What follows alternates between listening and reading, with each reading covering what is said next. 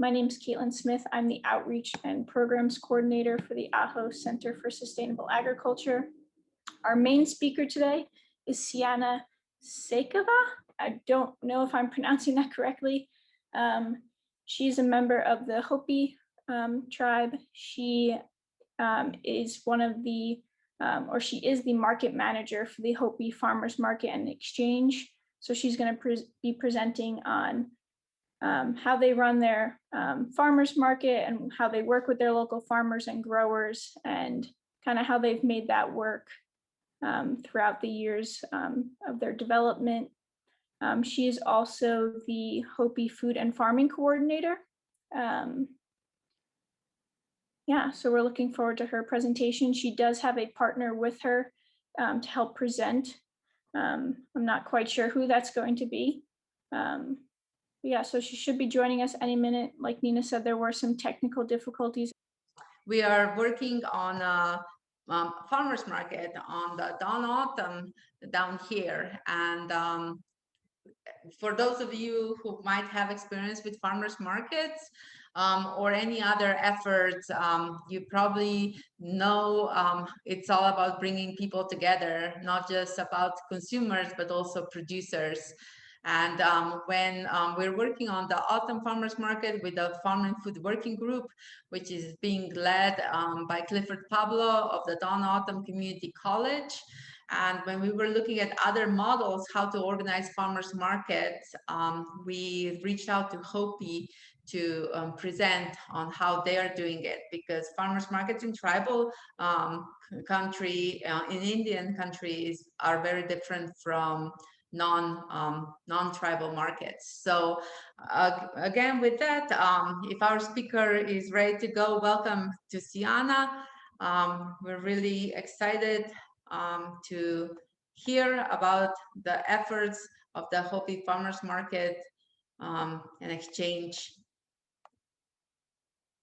Yeah, I'm so sorry for being late. The time zone differences was really confusing me. And when Caitlin called me, I was actually just getting out of my doctor's appointment. So I rushed home as quickly as I could. But I'm happy to be here today, and I'm happy to share all of you about the Hopi Farmers Market. Let's see this. Okay, so I made a small presentation of the Hopi Farmers Market. Hopefully in a few, our other partner, who is Bonnie Secakuku, will be able to join us. She was actually kind of one of the founders with the farmers market, and she's still in collaborative efforts under her program. So if she hops on anytime soon, I'll let her introduce herself, and also just to give a brief history of the farmers market and how it came to be, and how it's pretty much where it's at right now. So this is the first slide. Looking at the farmers market, you can see a lot of the different images here. This is just from 2014 to 2018, the numerous things that are available at the farmers market, and all of the local farmers and growers that do come out to the market, just showcasing what the farmers market has to offer for the community. Just a little welcome from myself. As you know, my name is CiAnna Sekeva. I am going to be talking about the farmers market, which is based out of the Hopi Reservation in northern Arizona. Currently, I am working as a food and farming program coordinator for the Hopi Permaculture Institute, which is a partner of the farmers market. And back in 2018, I was actually the Hopi Farmers Market manager, in which they hired me for a year to host a season in 2018, in hopes to get a bit more grasp on the farmers market, and also just to put in a lot more effort, because previously, before, they've hired farmers market managers, but since it's such a seasonal operation, they wanted someone for a full year to put in the work, and to also get more feedback from the farmers and the local growers that we were trying to target, and also just trying to get some feedback for them of how the farmers market was for them and how we could support them more. Currently, I'm attending Tohono O'odham Community College. I'm going to school for business administration just to get a little bit more familiar with the administration side of businesses, and also hoping to get what I learned from attending my courses and implement it into either Hopi Tetsuka or any other type of projects that I may be up and coming with. Here we have Bonnie Secakuku. It looks like she is not on yet.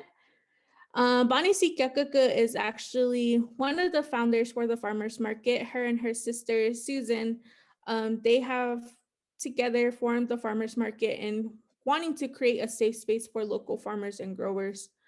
As of now, she works with the First Mesa Youth Center as the manager for the center, and also she is a part of another partner that we have with the farmers market, which is the Hopi Food Co-op.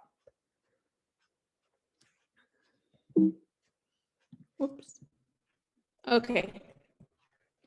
So for the farmers market, before we dive into how we brought upon the farmers market, we actually have been bartering and selling our items with one another from looking at the pictures black and white for quite some time now.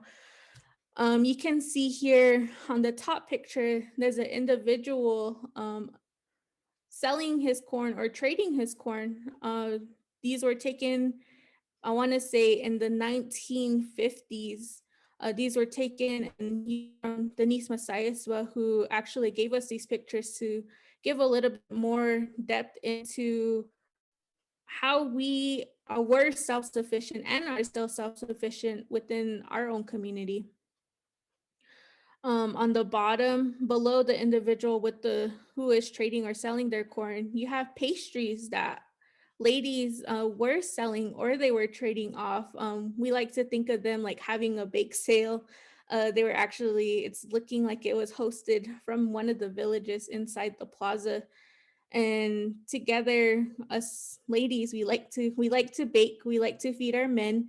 So it's great to see that even back then we were able to provide in a way of either utilizing our homegrown peaches and making these pies, or also looking at the grapes that individuals used to have in their fields, or using the apricots from this year's harvest or previous year's harvest to offer it to the community or to sell it in order to make income for themselves. And on the other picture, you can see, again, individuals selling. You have customers coming up to them. You probably selling arts and crafts, or selling some more pastries, or selling or trading blue corn or blue cornmeal. Just finding a way to have that income coming in, or selling or telling stories of how self-sufficient they are, or even telling the stories of how it grew or how this year's crop was, and just elaborating more on how families could be self-sufficient for one another.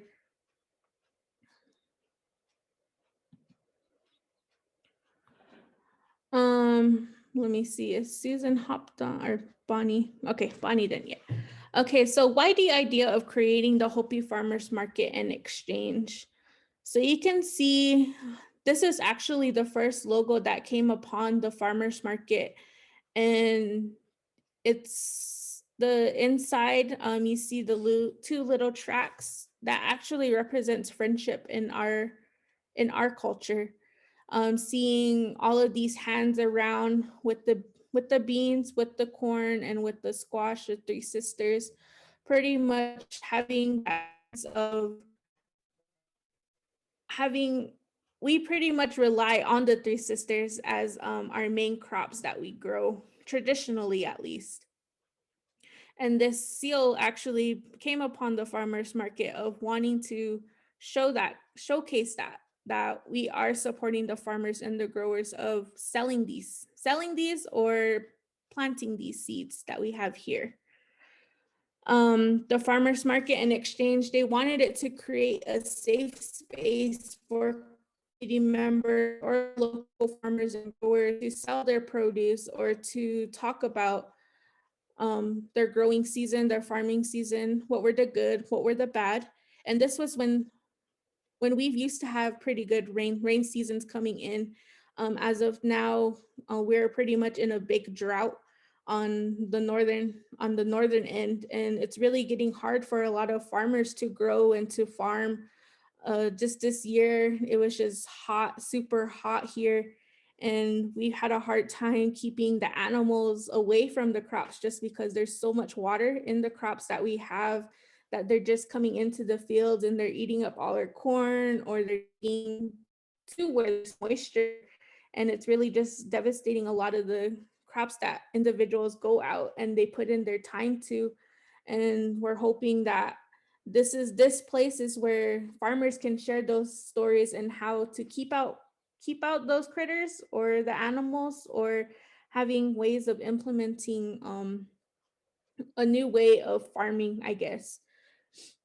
You can see on the top picture here, this is actually, these two individuals are always at our farmers market, and their crops are always so successful, and they are a successful story. We have Vivian and her husband Philip Kutraptua, who sell at pretty much every market, and they come and sell, whether it be their corn, their squash, their beans, and they have so much to give that they actually sell their seeds for other farmers to grow. And they're our seed bank. Whenever we're looking for anything, they pretty much have everything in store for them. So they're the true definitions of Hopi farmers, because they're willing to share with the community, and they're willing to share those stories of how to have a successful crop. And I'm really happy that they're available to share this information with others, especially with the young farmers who are wanting to provide for their families, and also that are wanting to give back to the community by either hosting events for other youth. So encouraging youth is really big on why they wanted to bring this farmers market idea to the table, and why it was kind of implemented, or I guess created.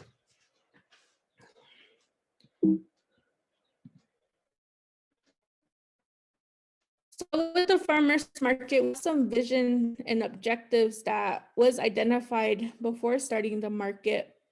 So for the vision, it was wanted to provide a free event for the Hopi community to learn ways to strengthen our Hopi food system, to support locally grown food by connecting farmers to consumers, and to provide a space for homemade goods, local produce to be sold or traded.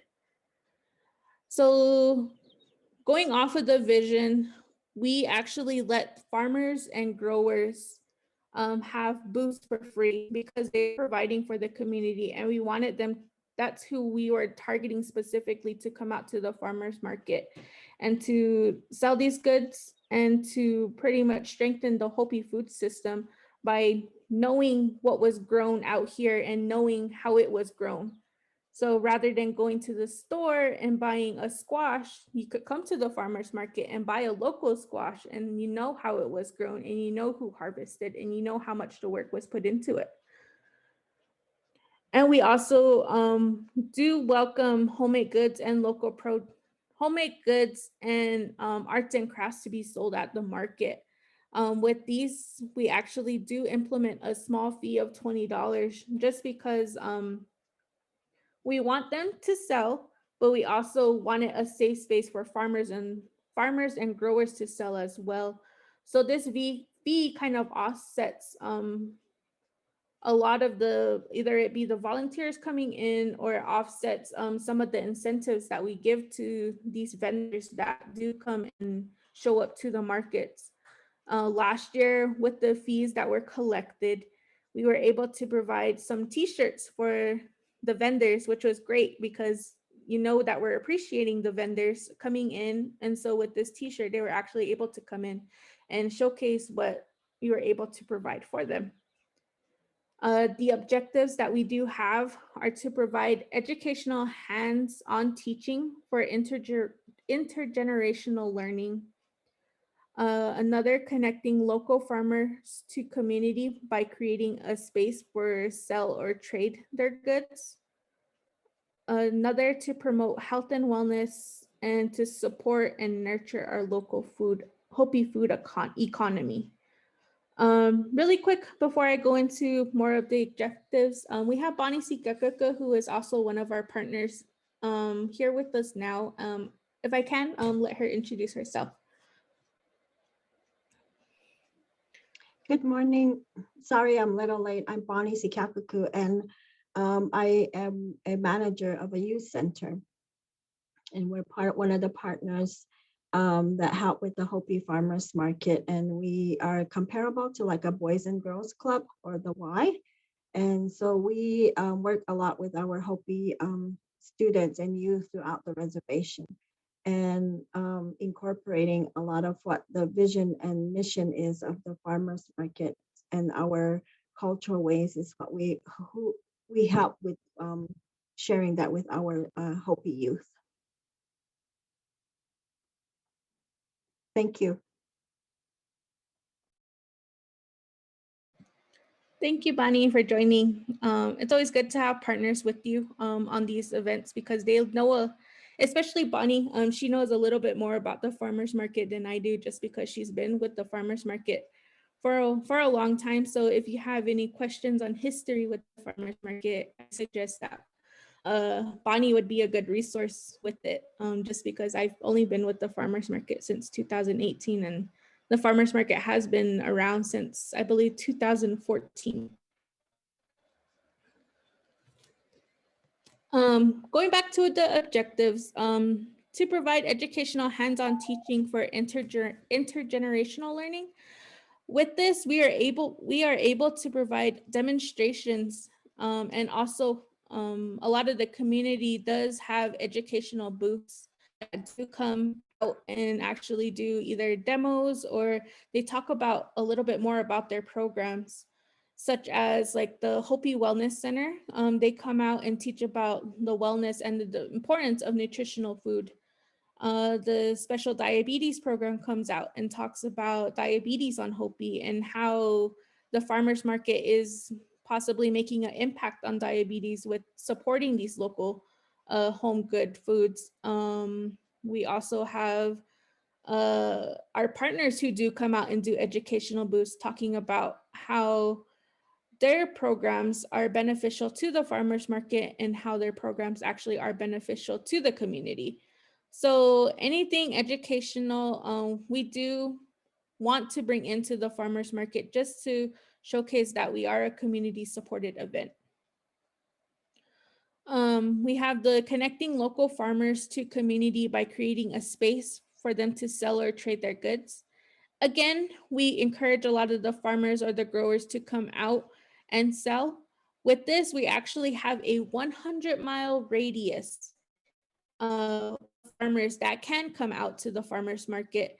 So within that 100-mile radius, we have other communities that are available to come, such as Dilcon, Loop, we have Tuba City,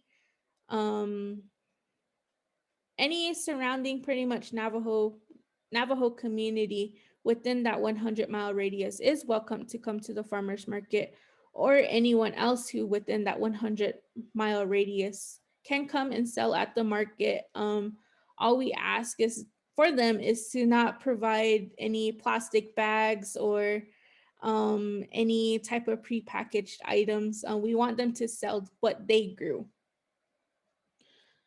We promote health and wellness. With this, we actually have a 1-mile and 2-mile fun run the beginning of the market. So with that, we wanted to implement how Hopis are known for pretty much for running and for dryland farming. So we wanted to implement both of them in a way where we have these runners coming out, and we also have the farmers coming out, and it's a safe space for them to talk among one another, and a safe space for them to communicate. Another, to support and nurture our local Hopi food economy. So this was pretty much the fun part of being the farmers market manager, At the end of every market, we talk to all of the vendors to see how much they actually brought in with selling their produce. So we get that end result of having how much Hopi spent on Hopi. And we bring that back to the end of the market and we share with our partners, hey, this is how much Hopi supported Hopi within the farmers market season. And I'll go ahead and talk a little bit more about that in the next slides coming up, but just a food for thought of how can we support our Hopi farmers with keeping money on Hopi. So if you can think about that and how possibly you can support your tribe or wherever you're coming from and how you can keep that money on Hopi and staying on Hopi rather than going out to Winslow or to Flag or wherever you may be and buying that food from there.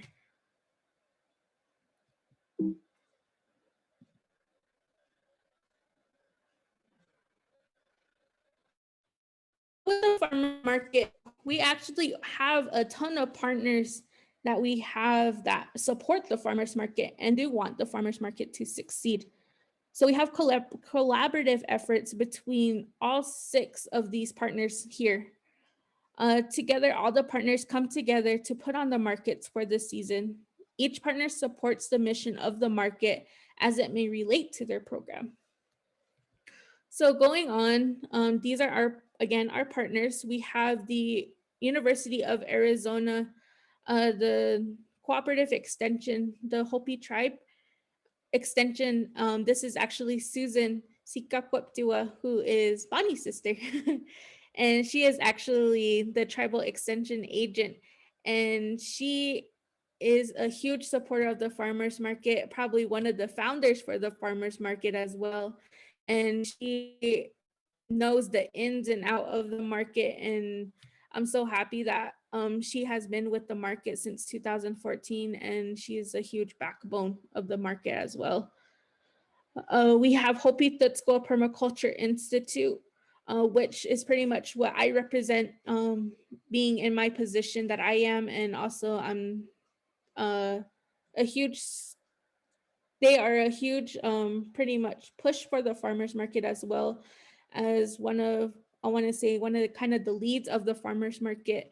And with the Hopi Tutsko, they provide a more of a financial way for the farmers market, whether that be getting the food demonstrators to come out, the garden demonstrators to come out, or supporting in any way financially that they can for the farmers market. We have the Not Winnie Coalition, which is a program based out of the Hopi Foundation, which is another nonprofit on Hopi. They are around agriculture and food sustainability and promoting a lot of and supporting Hopi farmers and growers. So the Not Winnie Coalition is actually kind of one of the founders as well with the farmers market. We have the Not Winnie Coalition and the Food Co-op who came together actually to succeed with this market and to promote this market and pretty much got the whole started up the whole background of the farmers market community, local farmers and growers. We have the First Mesa Youth Center, which was Bonnie. She talked a little bit more about the First Mesa Youth Center, and if she wants to, she can go ahead and talk about how the Hopi Farmers Market supports the First Mesa Youth Center. Thank you. Very briefly, again, I'm the manager of the First Mesa Youth Center. We do serve all the Hopi youth in all the villages and communities located on the reservation. And so we have access to all our Hopi kids. And part of the programming is because of our creation story and who we are as people, we want to ensure that our children are learning how our farming is part of our everyday life. And so we have the students, we have access to them. So we're working with everyone here to ensure that. And not only that, that's the most important thing is the culture ways and then our language. So we work on that with our students. We also take them. We also give back by having our staff help carry out the farmers market, because that's one of our philosophies, is also giving back. And we usually do a ceremony, but because we live two worlds, there's other ways that we can also give back. So coming together as a community for the better, greater whole is the philosophy that we also carry. So our staff helps out in that manner as well. And then, of course, just to ensure that our Hopi families and Tewa families are learning to go back to our traditional foods, learning how to prepare it, and of course eat it. Because understand, it's funny, if you don't eat your traditional foods because of the outside influences, sometimes they may feel like it doesn't taste good. So that's something that we're trying to incorporate as well, but also bringing them to a farmer's market to see visually what a farmer has grown that is healthy, and how do you prepare it. So of course, our traditional way of farming is dry farming. So we're also teaching the students how to backyard garden, which is irrigated. And that's a completely different concept. So we play two roles in serving as a partner to the farmers market, and of course to our youth and their families.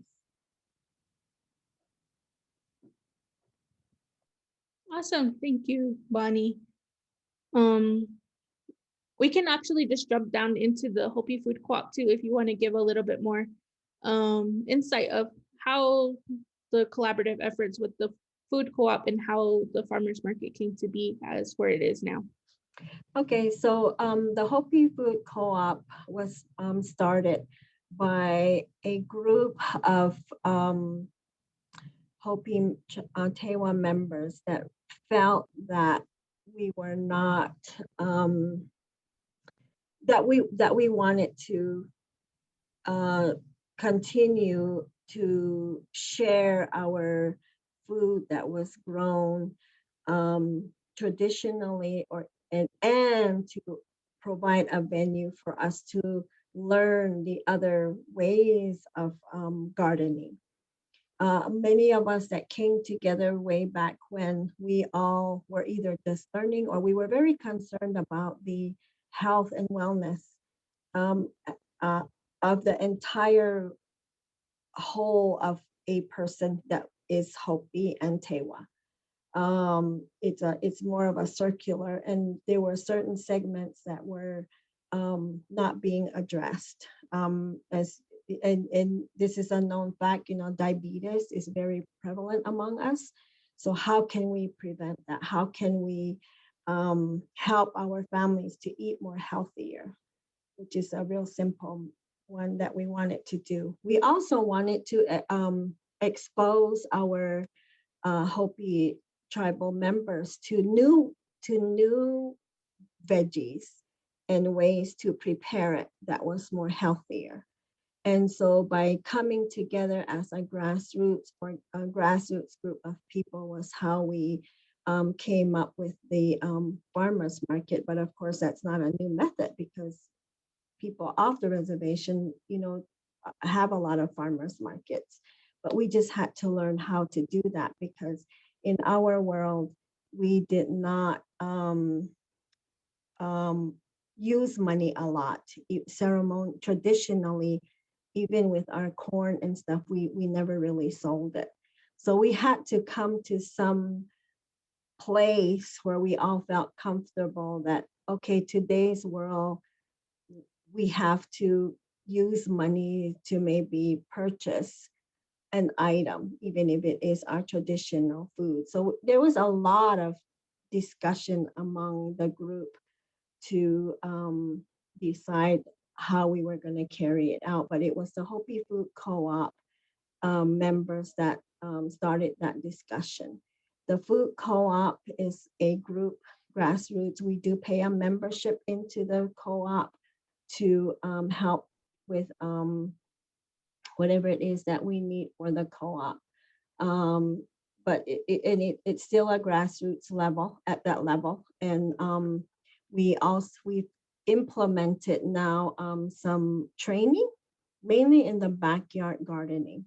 So a lot of the people that are food co-op members are very cognizant and want to make sure that we have a lot of our vegetables, and our traditional farming is still a part of who we are as people. With the pandemic that we just are all experiencing, it became more real that sustaining ourselves was important, because when they did the shutdown, we were not able to go anywhere. If we had this food source available, then we would survive. And so it became real. Of what we were just talking about was almost real. Now, what if they cut off the freeway, for example, where the freeway is 60 miles from us? And if it really cut us out, how would we survive? We need food. And so, the positive side to the pandemic was it really created a real picture of how we can be sustained, we can sustain, but how do we do that is what we're still working through. I'm not sure if I even answered that question, and I apologize, but that's the food co-op. So just being a support, providing training and opportunities to grow our Hopi members and Tewa members. Yeah, thank you, Bonnie. You answered that so well, more than probably I would have answered it. Lastly, we have the Hopi Wellness Center.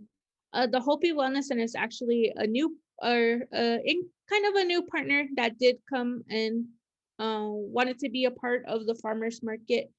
The Hopi Wellness Center actually is a huge center that is broken down, that has smaller programs broken down into it. So with the Wellness Center, we have the Wellness Center itself, and we also have the Hopi Diabetes Prevention Program.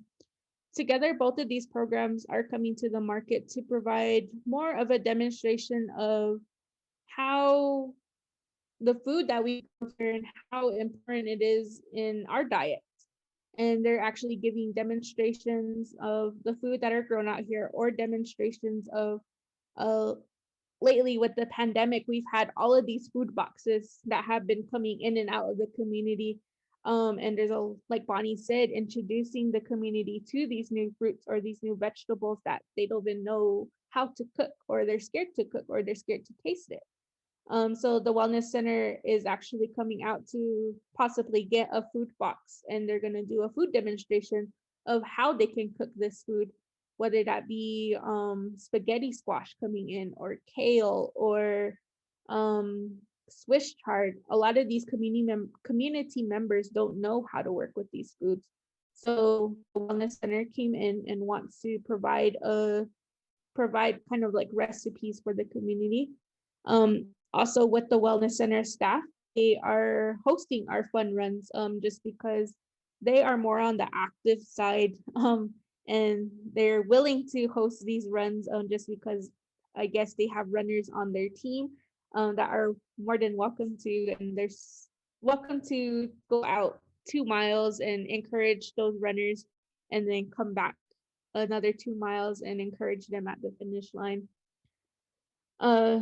And the Wellness Center are so encouraging staff of the farmers market that I'm happy that they were able to come on board as partners for this season. Oh, and just to let you know, all of these partners, it's a volunteer effort. All of these partners coming in, none of the volunteers get paid or compensated. So all of these partners and all of the volunteers that do come in it's a volunteer-based program. So again, none of partners or the volunteers that come in are getting paid, at least money wise, they're not getting paid, but they're getting paid probably like by food. Some of the partners do come and give the volunteers food or coffee or anything on the farmers market days, just to show that they are thankful for them for coming out and helping set up or helping break down or dealing with parking or dealing with this year we're actually implementing some safety protocols, so possibly helping them with implementing these protocols, saying, having someone sit there and say, make sure you sanitize or make sure you mask up, something like that. So again, we do offer a fun run, a 1 mile and 2 mile. During the fun run, we actually have the partners come and we do a raffle. We do a free raffle for the individual that come for the fun run. Anyone who participates automatically gets their name put into the raffle pot, and anyone who runs is eligible to win a prize from our partners. Usually the prizes consist of homemade or home jarred goods, such as jellies, jams, anything pickled. Usually Hopi has a ton of fruit trees available, so those are usually prizes from the Hopi or they get some merchandise such as farmers market t-shirts, they get tribal extension t-shirts, they get hats, just anything that the farmers market partners have in stock with them that they want to provide for these runners for coming out so early in the morning to do a run. And we also offer food and garden demonstrations. So with the garden demonstrations, we wanted a way for community members to learn how to garden or to answer any questions that they have on gardening, whether that be how to start a garden, for instance, what type of gardens are available that you can start on your own. Raised bed, we have raised bed gardens, we have how to create like a hoop house, how to create your own soil, anything relating in the garden aspect. We even have the Not Winnie Coalition 2 years ago that came out with worms and why worms are important to your garden and how you can take care of worms and the impacts that worms could have. So anything in the garden aspect or agricultural aspect, we do offer free for our customers to enjoy and to learn. With our food demonstrations, we offer, again, free food demonstrations for our customers.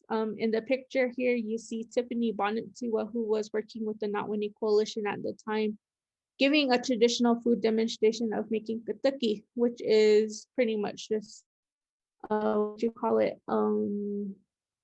corn nut. In our traditional food, it's kind of the same thing. Learning how to make it and how she learned how to make it.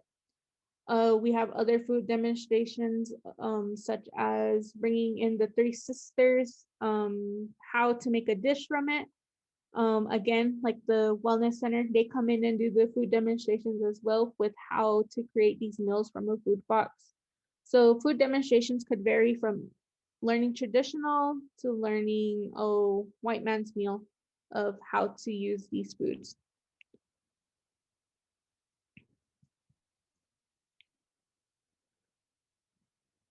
So what I always bring back, we want to support the local farmers or the growers in having a space for them to bring out what they have grown and to share it with the community or to barter with anyone.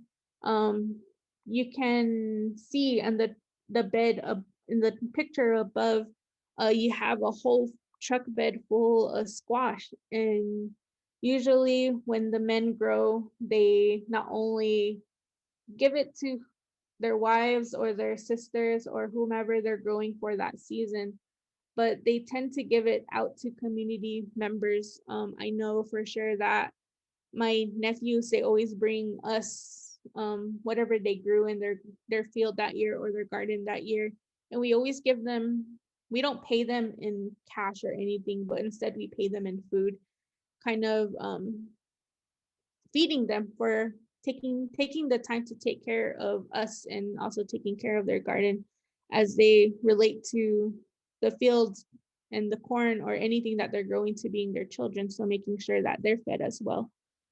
And in the bottom, you see Jaren Nemkina, who in the gray sweatshirt, who is an excellent farmer from Tuba City. As young as he is, he can grow pretty much anything and everything. His garden is so amazing to see in his field.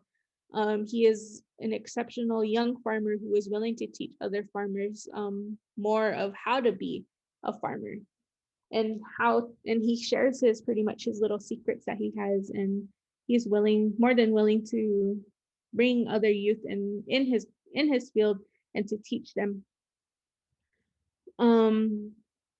So looking at the story of how we became dryland farmers, I'm sure you guys know the whole creation story, but from how I was told, Masao gave us Hopis, or gave a Hopi a planting stick, a gourd canteen, and a short ear of blue corn, and told that Hopi man that their life would be hard, that we're gonna have it hard for our people, and that he wanted us to be self-sufficient in a way where with this ear of corn that you want to provide for your family or your community. So with that, he planted his corn, and from there, that corn has pretty much sustained the community where it is now. I'm not sure if Bonnie wants to go ahead and talk more about that.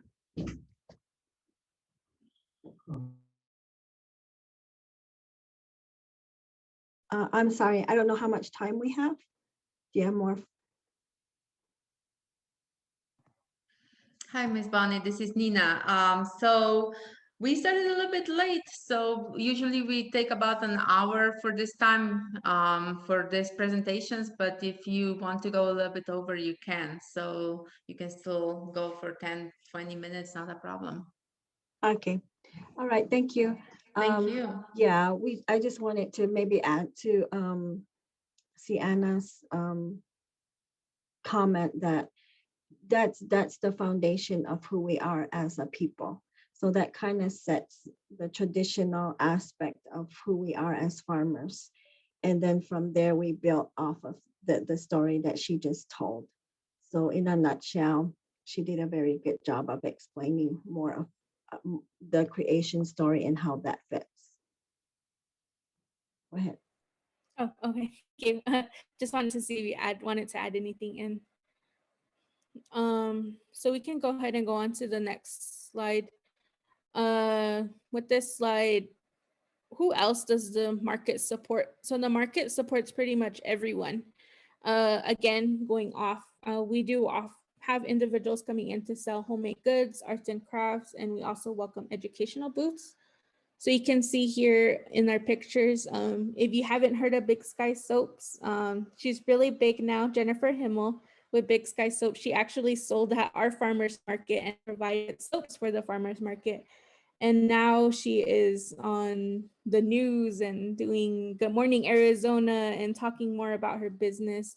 And so we were happy to see her growth from the farmers market to having the successful business. We have local entrepreneurs coming in.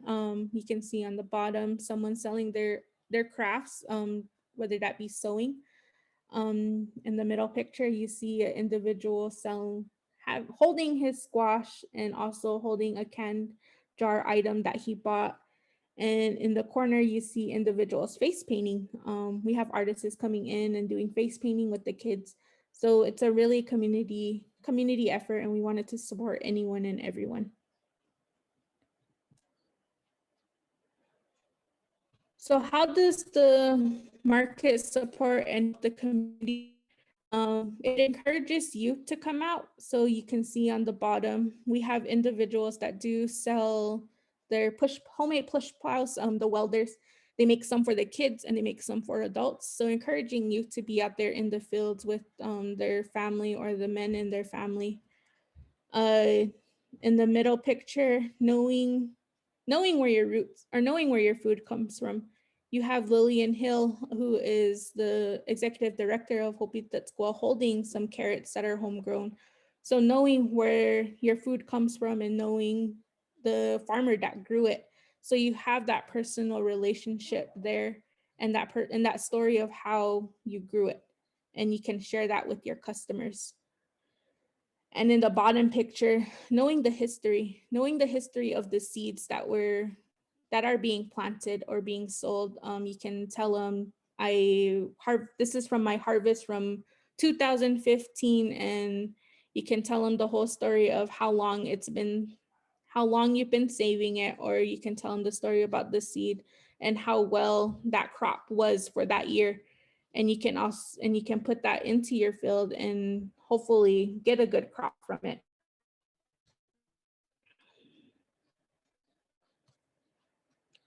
Some more impacts from the farmers market. This is looking at the data from 2014 to 2018. So from 2014 on the bottom, you can see the number of farmers and growers and how pretty much those numbers have increased over the year. And you can see how much of an impact farmers and growers do come out to the farmers market to either vend or to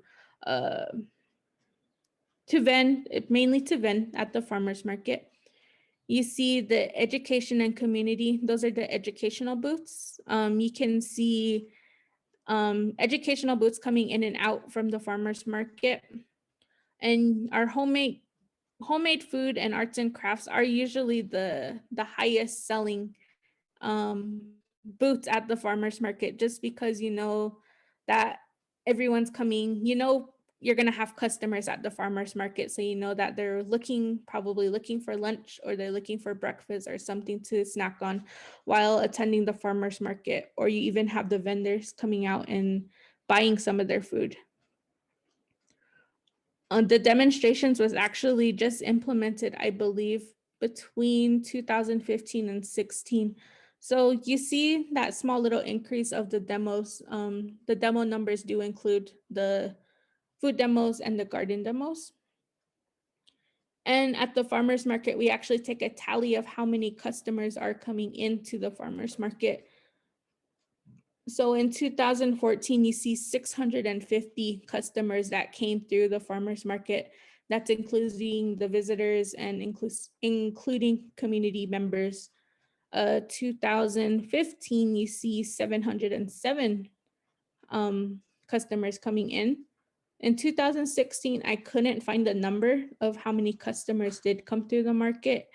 And I know in 2017, it looks really less, but that's only the number I could find at the time. And then the 2018 season was where I was the farmers market manager. So I had a little bit more of a grasp on the numbers that were coming in. So we had a total of 57 vendors in the 2008 season. And we had a total of over 1,000 total customers that came to each of these markets from May to September. And this is the awesome part of it. You can see the vendor approximate total there, which is over $7,000. So that number there is how much money was spent on Hopi by Hopi people and still kept into the community itself. So you have $7,000 that is circling around on the reservation from farmers to customers, or from these vendors to customers. And you have a bartering total of $147. I'm going to talk a little bit more on the bartering and why we wanted to implement bartering into the farmers market.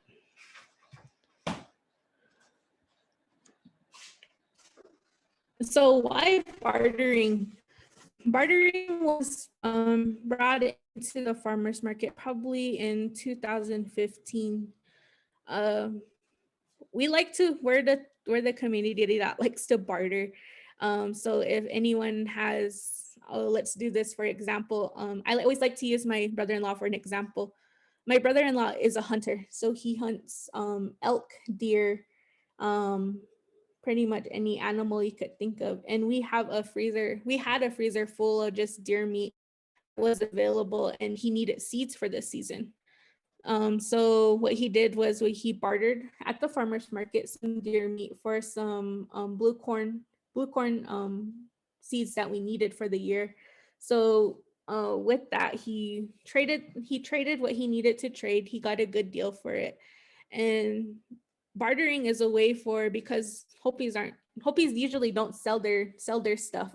They like to trade off of what one person could offer for another person. So that's another way that possibly you could look at wanting to sell some of your products, or having the vendors look at it of the way of selling their products. If they don't have it, what if someone else has it, and how they could make that transaction and their deal. So that's kind of the end of my presentation. Again, I'm sorry for being late. The time difference was a real hassle for me. But we like to invite you guys to the farmers market. We are having one on July 11th in Kikutsmovi. It's from 8 to 12. And you can see any of our partners there, or you can talk to them a little bit more about their programs. So if you have any questions, you can go ahead and ask me, or you can email me. I left my email there. But I'm more than willing to answer any questions, and I'm sure Bonnie is willing to answer some questions as well.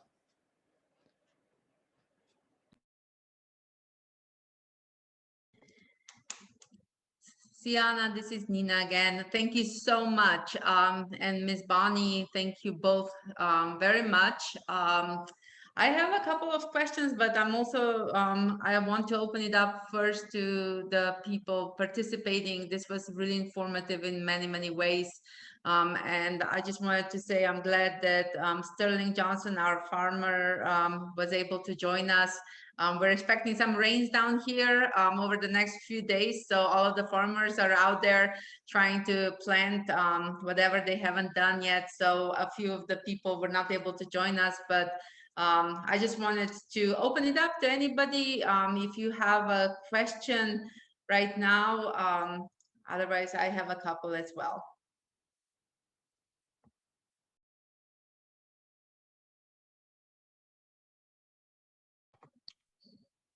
Do you prefer that we just kind of unmute and ask? Is that okay? Yeah, please go ahead. There's only a few of us, so I think that's going to be the easiest. Please do. Awesome. Thank you. Okay, my name is Bahar. Hi, everyone. Thank you so much. This was a wonderful presentation. CiAnna, I heard you say a couple of times, you said something about providing a safe space.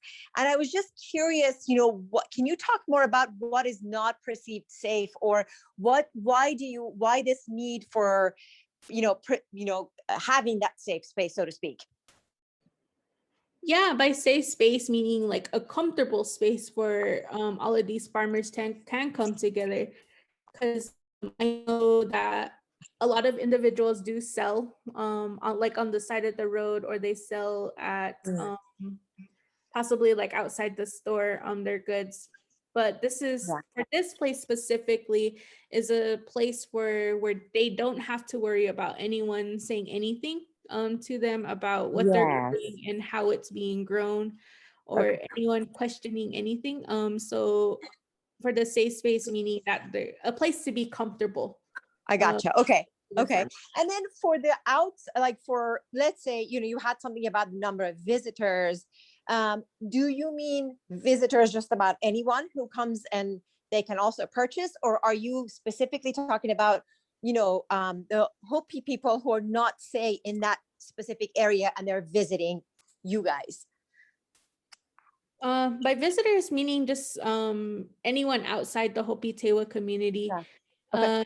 We have, because we're on a big stretch on the highway of Highway 264, you have campers coming through, and they stop to see, oh, there's a bunch of cars here, or they see the farmers market sign. So they go over and they want to see what's going on, or they want to ask questions to the farmers or to anyone really there. And it's really cool to see all of these different people just coming in and out. We had some actually people come all the way from Supai, from inside Supai, and they flew out just to see what the farmers market was about. So we were happy to share with them the farmers market experience, at least on a reservation. Right. So that's, I guess my last question was, So if they are they also buying? Is that what you mean by, or because I know that your concern was, or what you were excited about was like Hopi money taking care of Hopi people, right? So if they're, say, campers or whatever, they're coming in, are they just observing, or are they also purchasing? They're also purchasing too. A lot of the people visiting, they buy either arts and crafts from the vendors who are selling Hopi arts and crafts, or they see like a pretty skirt that they want to buy, they're purchasing that Sure. skirt. Sure. Yeah, so it's pretty much they purchase whatever they want to purchase. If they see anything that they want to purchase, they'll go ahead and do it. Awesome. Can I add some stuff, CiAnna? Yeah, sure. Go ahead, Bonnie. Your question about the comment that CiAnna made about providing a safe space. As Hopi people, we're very reserved yet, and we're very conservative. And so most traditionally, our way of participating in a ceremony is we usually bring our homegrown foods or our corn or our meat, whatever it is. But because a farmer's market is a new concept, some people, the farmers, are still afraid if they should sell this or not. So providing that safe opportunity for them to say, I guess they're doing it, so I think it'll be okay if I do it. Gotcha. Yeah, so that could be another method of what we mean by safe place as Okay. well. And of course, it could also mean just a place for one to go to find something that they're looking for specifically, versus in a grocery store. If you go to the farmer's market, you're going to find something probably fresh and homemade. Exactly. Yeah. And it Right. it may be a little unique than a grocery store, because it's, so that's kind of some adjectives to kind of say that providing a safe place. Another hear you. thing, yeah, that the visitors, when we worked the farmers markets, we actually had other tribal members drive. I remember a family came all the way from Peach Springs, which is near Kingman, and they drove all the way out there just to visit our farmers market because they had heard about it. And apparently, I don't know how they heard about it. They couldn't remember. We were kind of questioning that because we wanted to know, where are these people coming from? They didn't look familiar because we're really small. So we all know one another. And they're like, there's some different people here, where are they from? And they told us that they heard some things about the farmers market, and they just wanted to see it for themselves. Plus, they are aware that Hopis have certain types of foods, and they were wondering if they could find it, mainly the seeds, maybe, was one comment that another tribal from another tribe had made. And then just people just accidentally driving through, as CiAnna mentioned, they just happened to be going up to Monument Valley and took the scenic route and came up across us, and the vendor that was selling the arts and crafts, they were able to make a sale with the visitor that came. And then just the visitor learning about some of our foods that are different than other people's indigenous foods as well, or other foods. So it's kind of a learning center type environment for visitors.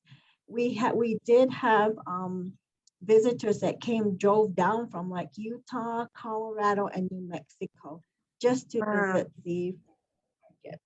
So that was always exciting for us when we had people come from far away just to see what we were doing. Yes. Thank you so much, Bonnie. Very helpful.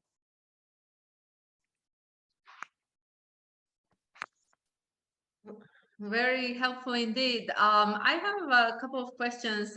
Maybe you talk about the co-op and how you work with vendors.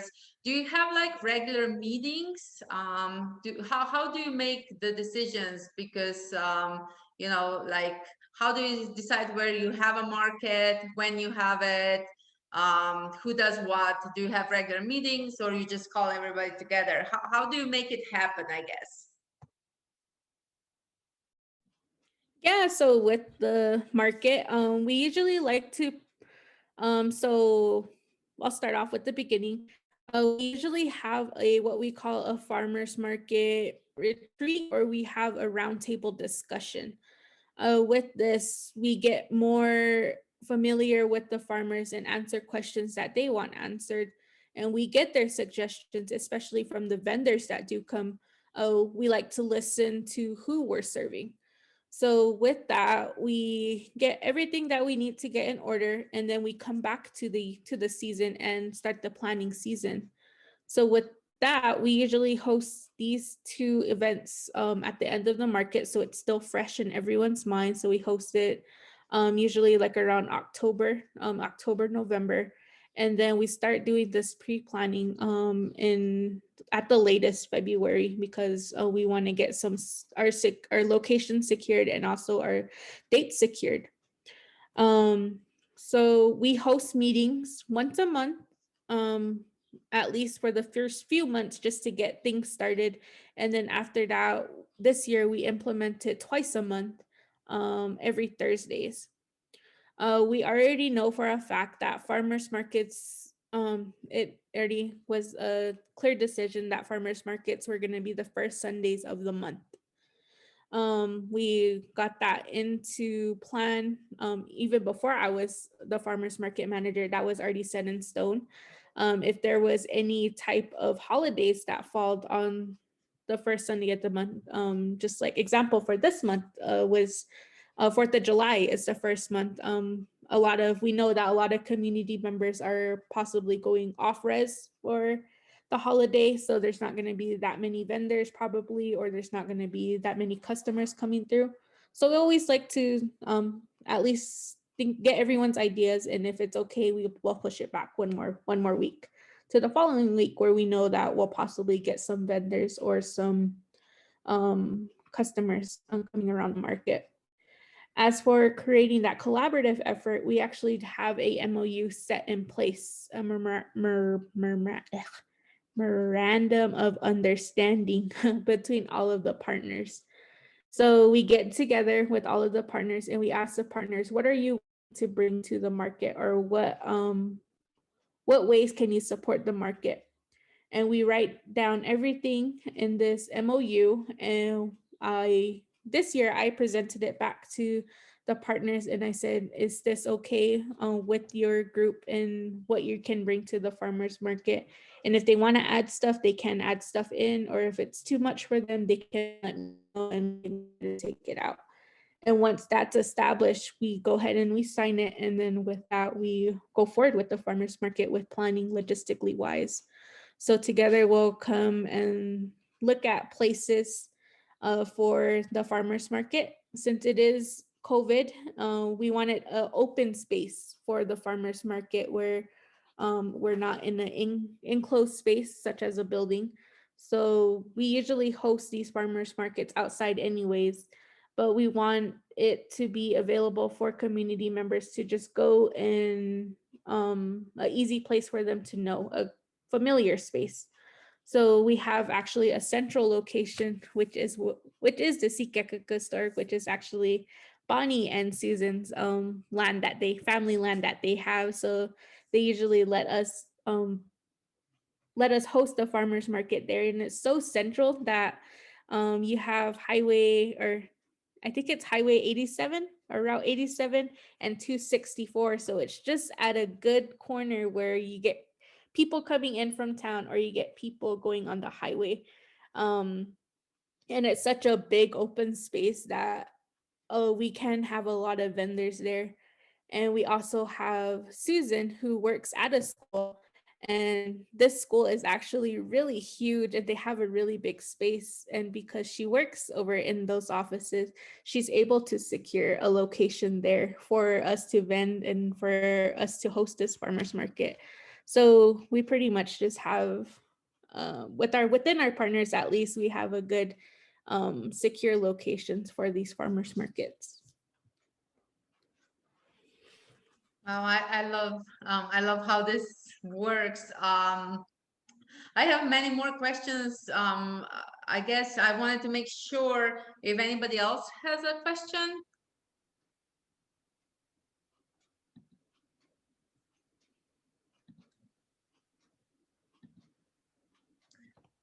I guess while we're waiting, I will say one other question. I know we have a few folks here for ourselves. We're starting a market on the autumn. So if you were to give an advice to your younger selves or to somebody else how to start a market, what would be your advice? Bonnie, do you want to go ahead and answer that one first? Okay, so our advice is to get as many partners as possible, because it is our farmers market is a volunteer program.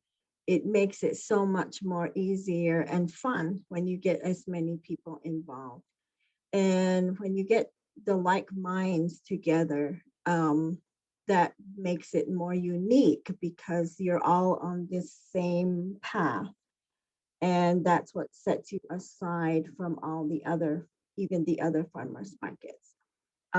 So one of our Hopi values is the mitnangwa, which means that you come together. So for a ceremony, it takes everyone to successfully carry out a ceremony. So using that value of philosophy is the concept that we take. And so I would say as soon as you're ready to do this, try to reach out to as many people as possible. It lessens the load and it goes farther, and then you have more fun. Another thing that I would recommend is maybe reach out to CiAnna and ask her for some of the forms that have been created from when we first started. What's the application? What do you ask on the application for a vendor? What are the guidelines? Because it is a farmer's market and there's specific things that we are reaching. You know, we don't want anyone coming in and selling some silly item like pickles with Kool-Aid or whatever, because that's not health and wellness, right? So coming up with those guidelines of what are you looking for, so that vendor knows as well, and that will help you track. And then just the different forms, like how did they calculate the number of visitors? If it's an open space, it's harder to track people coming in versus a venue where they're walking in the door or they buy a ticket, right? So how did they do that? What were some of the guidelines? And I think the main thing is the guidelines, because we worked on it a lot and we learned a lot by mistake. Okay, this happened. And so what can we do the next time to make it better or safer, or, whatever it was. The other thing I would recommend is at the end of every market, all of us that were at the end, once we cleaned up and everything, we always did a plus delta, a real simple method where we all shared verbally what were the pluses and what were the minuses. And we just always had it on a big board. And then probably CiAnna would take that and then we, use that to help guide us on what we needed to do. If anything happened that was really bad, how do we handle that so that we prevent any mishaps from happening, especially safety and health. We always want to be mindful, COVID or not, we should always be mindful of that. So that was really helpful, was a plus delta. The other thing I really would recommend is if you can't find partners right away, reach out to a youth center. Because the students are learning as well, and they're younger and stronger, and when they're having to unload tables or something like that, for example, and see how they can fit into this puzzle. So I would recommend that, just asking CiAnna to share some of those forms with you and help you to determine what all was needed, even maps. How did you lay it out? How did you do the parking? Because we did everything, we talked about it and we just did it. And we just build off of that. So that would be my advice. And for my advice, mine is just don't be scared for, especially it being the first time, don't be scared to make mistakes or failures. It always happens with starting something new.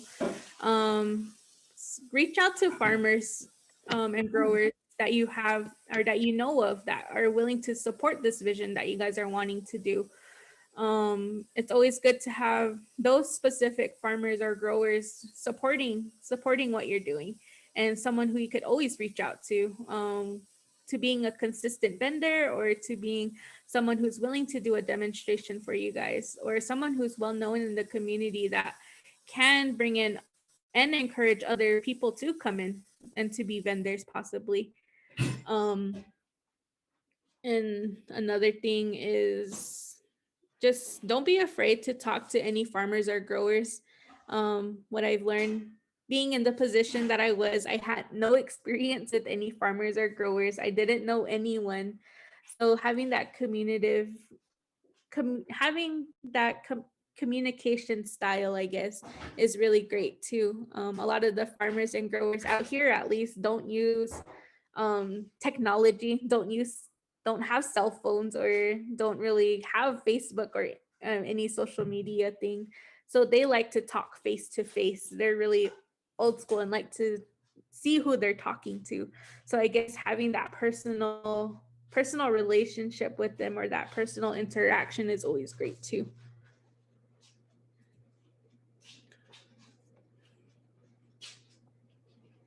These are all really good tips and advice. So thank you so much for that.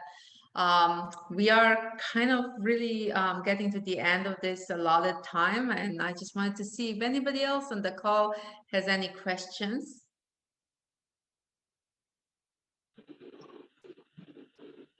Yeah, I have one.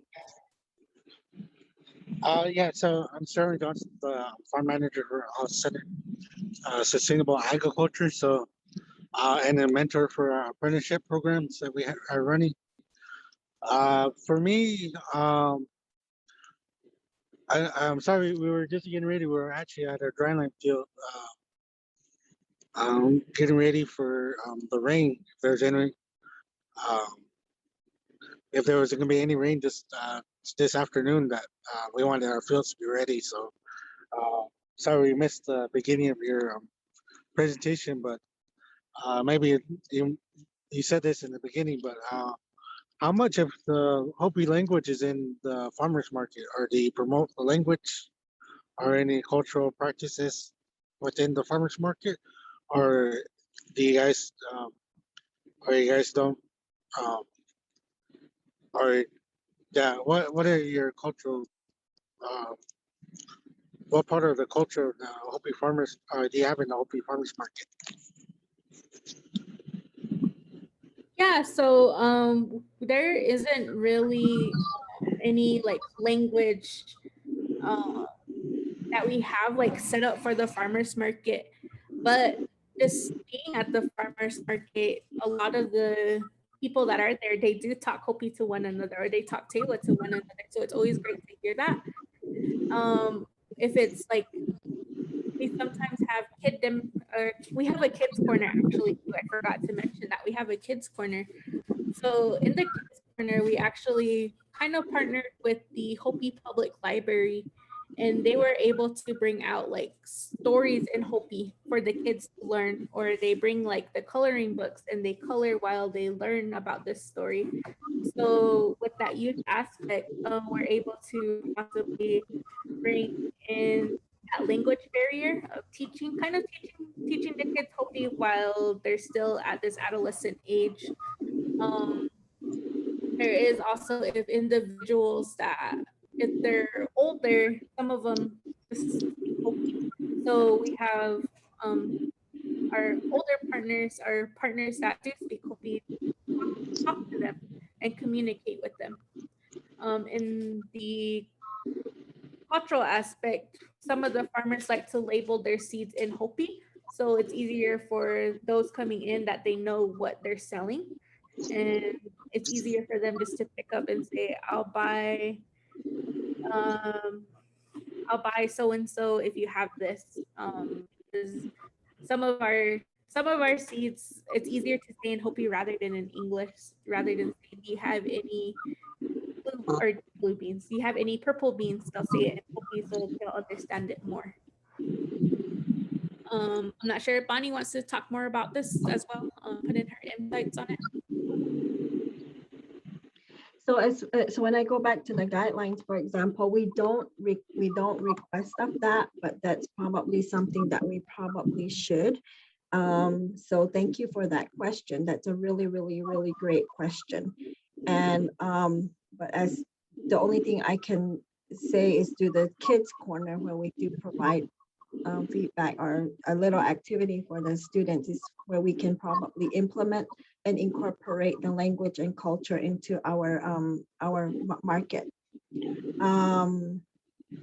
But just to bank off of CiAnna, those that do speak the language, they will speak it to one another.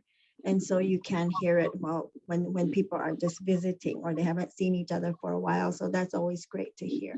And that's it. Okay, yeah, that's good. For me, it just is for me. No, I was very young, but I grew up with the language, and then I was really pushed into learning how to speak English, so I can adapt and be further ahead in what we call education. So I have done that, but by giving up, by being put into that position, I do have. I'm not fluent, but I do understand the words, and because there's so many dialects and so many ways to say something. It for me, I keep forgetting there's not just one way to speak it. There's different ways. So that's why I was wondering how. Uh, I know it for us. It's always uh, teaching people has always been my favorite thing because it's something just hearing it and hear it said in a different way in a different dialect, it helps you understand it a little bit more. So for me, to me, it's good. I like, but yeah, as far as like, as far as you guys making it your own, and I just wanted to see how much of the language is being transferred into the market or culture practices. For us, it's our apprentices. One of my apprentices here, I was talking to him today. It was really talking about um, what ceremonies do we go to, or what do we know of, and it was really really eye opening because there's so many things that we don't know each other about each other's practices because we come from different villages and different ways of life. So I know, now we're a really big reservation, but also just having that out there, or how comfortable people feel sharing knowledge. I know that's we first mentioned about being comfort, making the farmers market comfortable for people to be there. So yeah, I just made my mind think about a lot of things, especially here in this part of the country, or in the nation. It's very unique to hear, and thank you guys for sharing your guys' knowledge because it is for us as an Indian country. It's uh, we're we're so behind on a lot of things, but yet again, we're so rich in our natural resources, and that no, um, there's people out there that take advantage of our resources and our knowledge and don't give back to the community. And there's people in our community that are strong and are willing to come out and share with the community. So, but in the end, I guess, thank you guys for sharing. I much appreciate it. Mami hashtag chuka, nami si skuka. I'm a shinyonya. Thank you for sharing the good things that you guys are doing. Thank you guys for sharing your language. Yeah, thank you for that, and thank you for bringing at least that component into our perspective of the farmers market, because we've never thought of implementing language into the farmers market, and that's always good to hear new ideas and to see how we could work off of one another for the farmers market. So I guess just starting up with, at least with your guys' farmers market, just making it as comfortable as you guys want it for your community and for yourself. That's always great too. If you want to implement language, you can always just start with the small things of putting like a big welcome sign in your language, or putting a big thank you sign in your language, or just anything that small really could really implement and really bring comfort to a lot of people seeing their language or just hearing it. I know that always brings comfort to me when I see or when I hear it at the farmers market. Just because my mom and my grandma, they talk always in Hopi, and my dad, he's Tewa, so he talks in Tewa. So you see here two different types of languages in our household, and hearing it out in the community, we have different dialects. We have First Mesa dialect, Second Mesa dialect, and Third Mesa dialect. So hearing all of the dialects communicate to one another is always great as well too. So yeah, thank you, Sterling, for bringing that into our consideration. Yeah. Well, it is time to bring this to the end. I hope today we shared some good practices, and most importantly, all of these sessions are here so people get to meet each other and know the resources that are out there for them. We definitely here at the Ajo Center for Sustainable Agriculture appreciate the sharing, and we might just take a trip up there to see you in action, and of course support your economy. But we will keep you in the loop what's going on here. Everybody else as well, please don't hesitate to reach out to the presenters, to each other. We appreciate you all taking the time from your busy work days today. And thank you again to CiAnna and Bonnie for presenting. And we will see you again soon, I hope. And thank you for your time again. Take care, everyone. Yeah, thank you for the invitation, and I'm here for any questions. If you guys have any questions, contact information is in the group chat, in the chat. So just reach out anytime. I always have my phone with me or my laptop with me to answer any questions.